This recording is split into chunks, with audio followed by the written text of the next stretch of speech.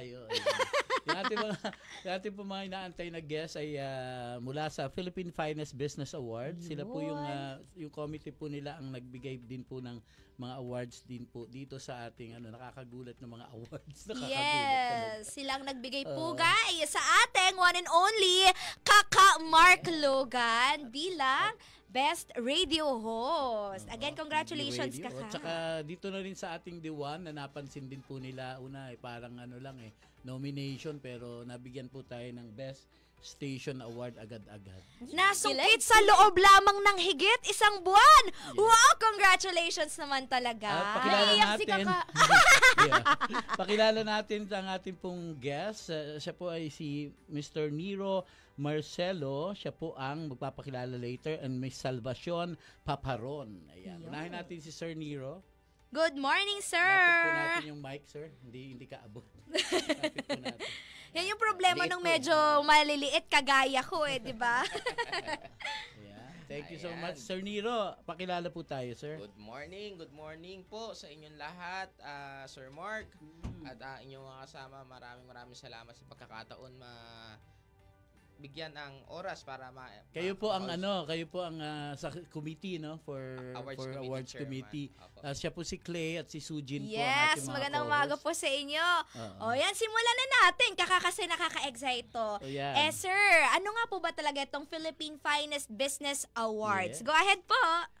Actually, this is our second year ng Philippine Finest Business Awards at talagang pinaghusayan pa po natin na mabigyang pagkilala ang mga negosyo dito sa Pilipinas. Bukod po sa mga negosyo ay nagbibigay din tayo ng parangal para po sa ating mga business, sa mga individuals tulad po ng mga nasa media, ng mga artista, mga doktor, lawyer, mga ganong mga klaseng mga individual. Paano po tayo nag-start? Nagsimula po tayo, sir, siguro nung after the pandemic ay naisipan po natin na magkaroon po tayo ng ng isang event kung saan bibigyan po natin ng panibagong inspirasyon o maibuboost yung confidence ng ating mga negosyo dahil nakita naman po natin na maraming negosyo yung nagsara, maraming negosyo yung nawala. At of course, may mga pinanganak pa rin. May mga natiling matatag. So, ito po yung mga binibigyan po natin ng pagkilala. At, syempre, of course, makapagbigay ng inspirasyon dun sa mga bagong negosyante. Correct. At saka alam mo kapag kasi nakikilala ka, parang it gives you confidence diba? At dyan, sino-sino... May pumupuna at pumapansin sa'yo. Ayun! Correct. Sikat. Ayan. Sino po ang mga binigyang parangal ng Philippine Finest Business Awards? Kabilang na po dyan si Kaka Mark Logan. Kasama yung media. Parang ganon. Tapos, nakita ko rin doon sa kanilang mga posters ay business nga, and then ang nakakabongga sa kanila, they have media partners na mga kilala talaga. Yun! So, talagang sinit nyo yung support ng partners ninyo. Kasi po, kung hindi nyo po maitatanong, ako po ay nasa line din po ng media. Meron din po tayong media company sa Rizal Province kung saan parang ganito po, nag-feature po ng mga negosyo, ng mga individual. Ngayon, sabi ni La Visual Corporation, ang business partner po natin, kung bakit hindi po natin gawing event na ito. Bukod sa mga nai-interview mo sa online, bakit hindi natin gawa ng physical event which is mabibigyan ng trophy, ng award, and bukod po doon, bukod sa pagbibigay ng mga trophy, award na yan, bonus na lang po yun. Tulad po ng sabi ko, napakahalaga po ng media sa panahon ngayon o sa ating generation. Kumbaga, ipinapagas po namin sila, ibinabahagi po namin yung story nila para nga po, mas marami pong ma-inspire paano po nila pinapatakbo yung negosyo. Yun. At acknowledge muna natin, dami pong nakatutok sa ating pong kalugan ngayong umaga at from the business sector. Shout out tayo. Shout out sa Roll Up Door Construction Services at shout out din sa Sirbisu Channel. Tama ba yun? Happy watching po sa inyo. Andyan din sina Sir Jose Forca Jr. at sina Mark Guanes. Magandang umaga po. Si Salvi Collado, Paparon, La Visual Corp. Ayan. Yan, Magandang dami. umaga po sa inyo. Bigyan natin Wow, ng 1,000! Yeah. Wow, thank you so much for viewing us sa ating po mga nakatutok sa ating social media pages, sa ating po mga motorista na ngayon po ay nagmamaneho. Nagawa na po namin ng ilang porsyento na maipihit po sa 1206 ang kanilang talapihitan. Yun. Dito po yan si The One. So, interviewin natin naman si Ma'am. Nga, ma'am. Yes. Salvi ba? Tama? Ma'am? Salve. Salve. Ma'am Salvi, kayo Hi. po representing what sector po? Well, in the business side, and our business is construction. Opo. Sabi ko nga kanina umaga, talaga. sana all. Oo nga eh. Papayayamanin. Simple lang, pero ang bank account. Saan kayo, Diba? saan Oh. kayo naka-base, ma'am? Sa Cavite, yung main office, tapos meron kaming satellite offices, and meron kaming branch sa Region 6. So, we serve nationwide naman. At matagal na po ang inyong business? 2018 kami nag-start. 2018, bago mag-pandemic. Opo. Ano naman ang kalagayan ng pandemic? Well, yung nung pandemic kasi, meron kaming hawak na company sa biotech and pharmaceuticals. So, nung time na yun yung parang stable nung time ng pandemic. So, tuloy-tuloy yung trabaho namin. So, parang bread and butter nung pandemic. Kasi kaka-start namin ng 2018. So, parang umuusad pa lang yung business nag-pandemic. So, parang sa amin yun yung nagpa-boost. Kasi Tuloy-tuloy may, pa. Bali, isa po kayo sa screening committee, ganon, pagdating sa mga businesses. Hindi, siya ay awardee. awardee po. Sila Wow! yung screening One committee. of Sir our Nero ang awardees. Screen committee. So ano po ba yung tingin yung naging special sa inyong business kaya kayo pasok sa criteria? Well, yung aim kasi talaga ng Philippines Finest Business Awards, hindi lang doon sa clients mo. Nagsiserve din kasi sa community. So, isa yun sa criteria nila. Ano po So, bang binabalik- CSR? Ganon. Ganon. So, binabalik nila sa community kung ano meron tayo. So, kahit papaano naman, yun din kasi din focus ng Shein Roll Up. Hindi lang yung pagsiserve ng clients and all that. So, nagpo-focus kami sa family. Tapos, kapag may mga nangailangan tulong, kahit papaano.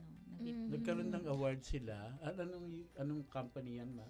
Shein Roll Up. Shein Roll Up. Oho. Nagkaroon na kasi yung mga construction worker nila naka-face mask at saka sila lang yung nung time na yun ng pandemic. Sila! Tapos mga roll up. Uy, ang hirap nun na, tapos may face mask. Ang hirap-hirap nung well, pwede ba magbanggit ng company? Toshiba. Yung Toshiba, ang talaga, sobrang strict. So, may face mask, may face shield, tapos naka-welding mask ka. Hindi makahinga yung tao mo. Mag-welding Grabe, mask. kakasuffocate yan ah. Tapos, dala-dalawa yung safety officers na nagbabantay. Pag iganon mo yung welding mask o face mask, nagagalit. Diyos ko, yung bayaw ko umuwi, hindi na siya bumalik. Hindi siya makahinga. Ma'am Salvi, napahinga ba kayo during the time bago Hindi nga daw po sila makahinga. Ibig sabihin, kahit papano, di ba, nag-cancel ka muna ng work bago kayo tumuloy-tuloy? Hindi. May tao naman ako na hirap kasi hindi naman ganun siguro talaga din 100% yung kanyang lungs. So, dahil nagyoyosi. So, may taong nagpaiwan, may nagpatuloy, pero meron akong pinol out. Yung hindi Pero kaya okay na yung- training yun na, yung hindi ka masyado makahinga. Ano to, Kasi meron swimming talaga may training? hypoxia training na parang akala ko kapag epoxy covered lang yung yun eh. bibig mo, pati yung ilong mo, parang makaka-produce ka ng more red blood cells, more oxygen. Oh my gosh! May Guys, doktor we're learning dito. here. May Opo. doktor dito. Doc Sujin Kim. Hypoxy. Hypoxia. Wow, hypoxia. hypoxia. What's wrong with the secretary of Kim? Oo. Okay. Pero kaka, tanungin natin yung mga CSR projects ni ma'am na Sige. na-recognize talaga. Ma'am, ano ba yung mga ginagawa Pero bago niyo siya for yung mga community? hinahire niya daw dati, Oh. kailangan masubukan niya na Kala ko naka-welding kailangan may mask. abs. Naka-welding mask na nag-yosi. Grabe, paano yun? Tanggap ka na pag nagawa mo. Oo nga. Almost 90% naman ng employees ko is mga skilled, tapos yung iba naman ex-abroad. Kala ko nag-yosi. Tapos yung mga license. Jujombagin na, oh. Konti lang. Ayan. Sige, yung yung tinatanong mo? Yung Okay. mga CSR activities na talagang nabigyan ng recognition dahil nakatulong sa mga kapwa. Yun. pwede ba ulit Call a friend daw. Pwede ba ulit magbanggit? Yung Oh, sige child po. house. Yung Oh. child house kasi. Child house? Opo. yung Madaming nagsusupport. kumpanya to. Nagsusupport. Try yung child house? Hindi, Yung kahit may, pa paano. yung may cancer? Oo, Oo. kahit pa paano. Yun yung corporate social responsibility. Ang galing. Wow. Yes, clap, clap.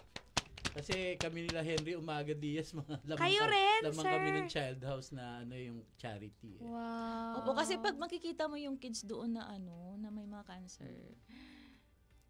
parang ang hirap eh. Parang gusto mo rin na lumabas sila ng Gusto mo child rin house magka-cancer? na, hindi, Ay, parang gusto mong hindi! lumabas sila ng child house na magaling. Hindi sila lalabas Healed na, makarecover Alam mo, na. Hindi sila uuwi na na kung kayong dalawa, mapapasyal kayo sa child house na yon. Ako, Iiyak ka. paglabas nyo ng child house, May iba kasama ka ng iba na yung child. pananaw nyo.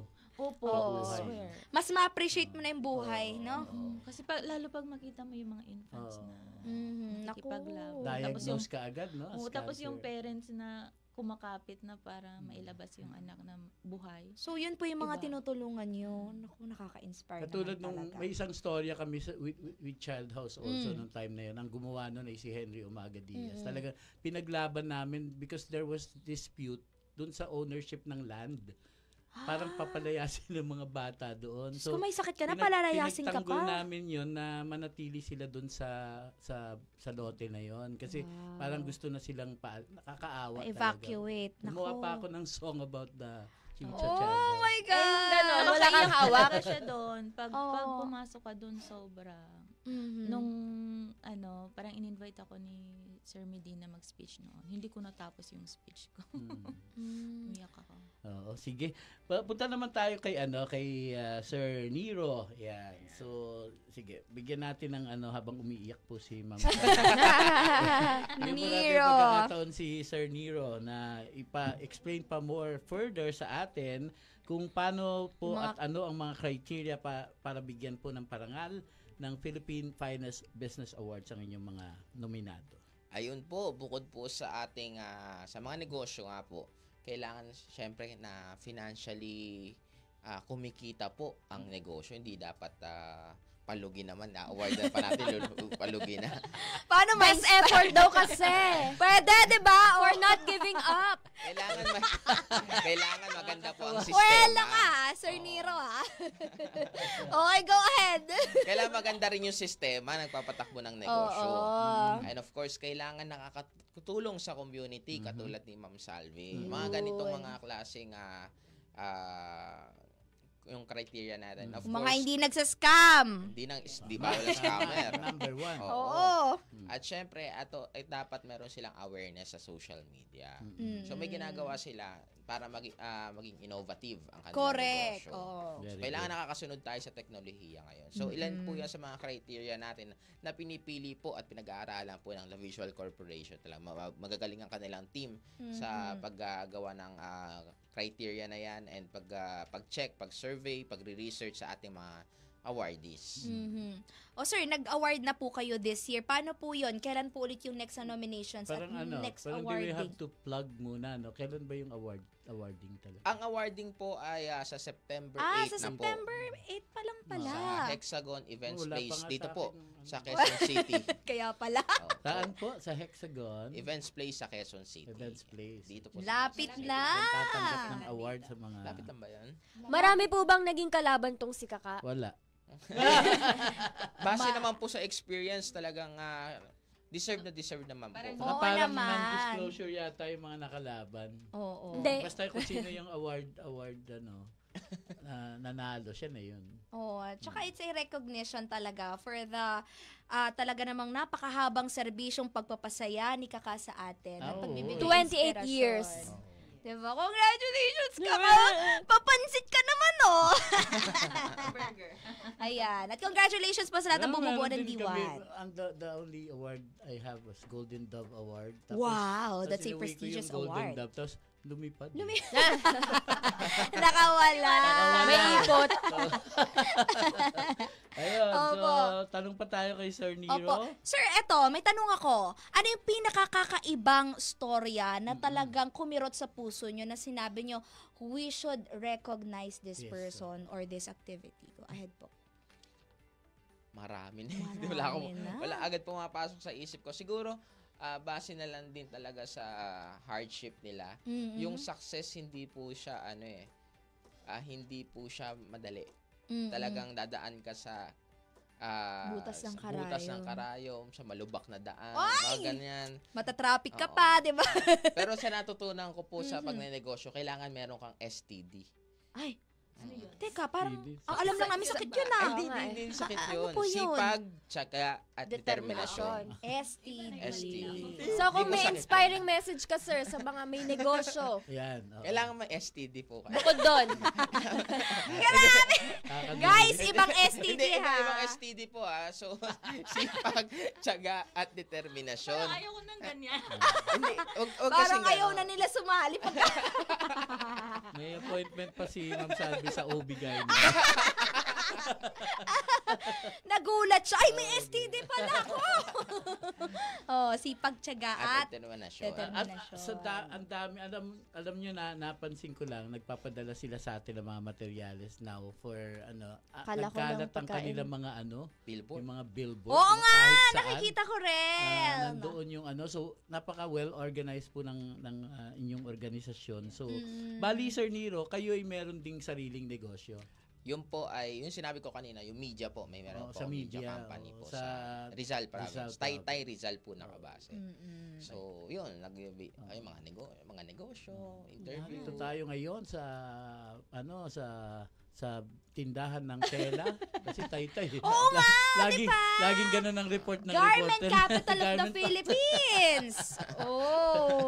Parang ganun. Pero umiikot po kami sa para mga travel vlog, mga food vlog. So, yun yung mga ginagawa po namin content. Yun. O magbe-bare months mo na, dadami na naman yung dadayo para sa sa ating, Taytay, Rizal. Para sa ating headline, pakinggan natin ang ating reporter dito. Magre-report kay Sir Nero. Andito po tayo sa tindahan uli ng tela. Nagsana Nakikita na niyo ang yung mga suot tao ko. rito. Number 1 pong tatak dito ngayon ay Peppa Pig.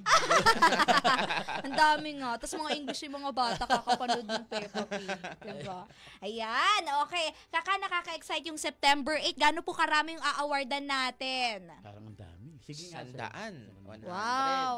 Pero yung capacity po ng events place ay 300. So nakapila tayo sa labas. So, Oo. ilang entries? Hindi, 300 pala yung capacity. So, May space pa, may space pa. May mga hinanda po kaming pa-games. Ay, wow!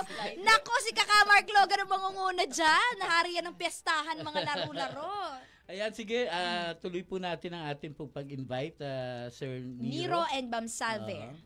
Ma'am Salve, message mo na Yan. po. Mensahe po sa mga may STD. Ay, STD.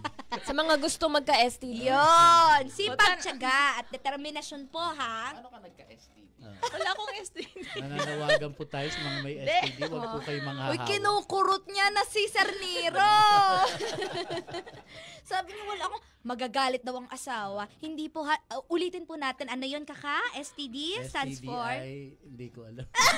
Ano nga, sir? Sipag, tiyaga. at determinasyon. Yun. Sipag, tiyaga at determinasyon. You Mm, get STD. yun da. O kaya sipag, tiyaga at Parang dasal. pwede In naman ano? i-English yun. Kaysa naman STD. Hindi, kasi Oo naman nga. gamitin niyo yung ano niya, pinakatawag sa kanyang sisip. Positive doon tayo sa positive meaning. Okay. Positive STD. Nag-positive nga daw sa STD. Parang ang pangit pa rin ang quotation niya. Positive. Oh, di ba? Well, anyway. Oh, Anyway, thank you. Thank you so much. Congratulations din, Opo. ma'am. Mhm. Yes. Eh, Ano nga gagawin ko? Message po, Message message. po. Sa katulad yung pong may Kasi negosyo. nawindang siya, may... Ito naman kasi si Hindi. Sir Nero. Well, ako naman lagi kong sinasabi no sa mga interviews na kapag gusto mo mag-start ng business, aralin kung anong negosyo yung gustong Yun. pasukin. So kahit hindi mo naman alam yung lahat, kumbaga lagi sinasabi noon ng professor ko sa criminal law, at least you know a little of everything kumbaga. Para kung batuhin ka man ng kung ano diyan, may panlaban May ka. panlaban. Mm-mm. Eto, pwede to, Tapos, panlaban. Bote. Tapos hindi talaga overnight ang success sa business. Correct! So, Nga perseverance. pala. Opo. Bigyan mo nga ng tip kasi yung iba naiinip. Kala ko ng discount. Ayo. Naiinip sila. Well, Sa kami nung nag-start construction. 2018, dalawa lang clients namin. So, hindi naman, sabi ko nga, kailangan mo talagang pag-igihan magtrabaho. Turn around, no? Yung ROI na tinatawag. So, it took you Mga 2 to 3 years. Diba? Yes. Ganun Hindi nga talaga yun. overnight. Hindi talaga siya overnight. 900 plus days. Ano yung Three years eh. dating nung Compute. ROI nyo since pumasok na siya, ano yung magiging madali na yung flow? Opo, kasi parang medyo maggumaan na eh. Yung cash flow gumaan, tapos nakakabili ka na ng mga equipments, transport. So, parang mas madali siya. Madali yung mga bagay-bagay. So, kailangan mo lang talaga, tiyaga. Pero yung sa akin kasi sa perseverance, saka determination, gawa nga kapag mag-stop ka, kunyari, naka-step 1 ka na, pa-step 2 ka na, huminto ka dahil mahirap. So, hindi ka talaga uusad. So, dapat tuloy-tuloy. Pero okay lang din naman huminto muna, huminga, magpahinga, ganyan. Bakit mensahe Parang na naman sa mahirap sarili mo yata yung sinasabi mo, ha? Para mahirap yung cooling stage, no? Sa negosyo. pag-ibig Salamat! Oo. Sa pag-ibig man. Sa'yo pag yun nag-cool eh. off, Oo. dire-diretsong cool off yun, di ba? sa negosyo, parang pag nag-cool off ka minsan, baka tamarin May ka mas na. magaling na Opo. sa'yo. Hindi, tama, di ba? Baka tamarin ka na umpisa. Parang ayaw mo ng, Oo. para mag-start sa scratch. Paano kung siya'y may Pasensya ayaw? na po, may pinagdaraanan po kasi, kaya wala to Kaya- Pag kahapon. umayaw na, hayaan mo na, marami dyan. Kaya po, naipapasok yung sa diskusyon natin eh. So, hindi niya napahihiwalay yung personal sa trabaho. Pero ma'am, ang sabi Nahihiwalayan nila, ako Alright, sige sir. Tama. Oh, Ano nga ulit? Ma'am Salve, kasi sabi nyo, 'di ba, perseverance. Pero may ibang mga nagsasabi, dapat din daw mabait sa mga tao. Yes. Yun din daw yung susi Yung sa sa Shein success. roll up, hindi nila dama yung employer-employee relationship. Madama mo lang family. Ayun. Oh, Yes. nice. Pamilya talaga sa isang Sir organisasyon. Nero, balipat uli sa inyo, sir, yung mic. At ito Ayan. pa, huling parting shot po sa ating po mga tagapakinig. Ayun, muli, maraming salamat po sa DWAN, sa pag-guest po sa amin. Maraming salamat sa oras po. At muli, sa August 28 na po, next week, Wednesday, hindi pala. September 8. Sige po, i-text nyo po Dami ko kami. pa-list event. Siguro may ibang awarding na. Actually, we have 3 award giving bodies. But the newest one will be on August 28. And September 28 will be the second year. September 8 will be the second year of Philippine Finest Business Award. Kuhaan nga natin ng PA itong si Sir. Pasalamatan natin who's organizing it on top of you.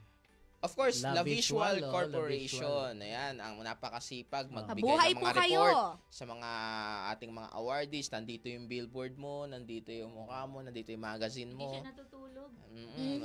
Ganyan po kasi pag ang La Masipag. Visual Corporation team. Kaya maraming salamat po sa inyong lahat. Yan, maraming salamat po. And deserve po ng inyo pong station and Sir Mark ang inyo pong award. So, Thank you so much. Yes! Congratulations po. Yes! Ang aming bossing Mark Station Manager. Yun. Pinaghirapan po namin yan eh. For ang aming pong social media account kasi parang from 0 to Yes, to thousands of followers 300%. na. So ngayon nasa 4-5 na po at gumagana pa po siya in Actually, just 1 month.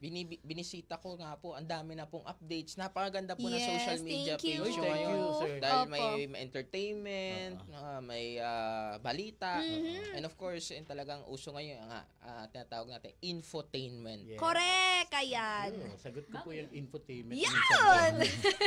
Alright, thank you so much po.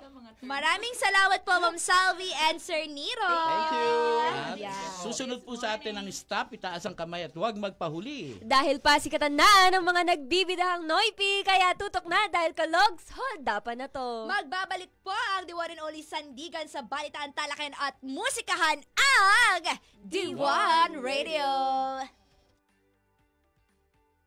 Logan, dito sa D1 1206 AM, ang radyo ng bagong Pilipinas. Tune in to Legal Weapon, where the law is your ally and knowledge is your best defense. Get ready for real-life stories, insider tips, and the latest updates on legal trends. Remember, Justice is just a tune away. Don't miss out. Stay informed, stay updated, stay empowered. With Legal Weapon, only on the 1206 AM, the future of AM radio. Ang radyo ng bagong Pilipinas.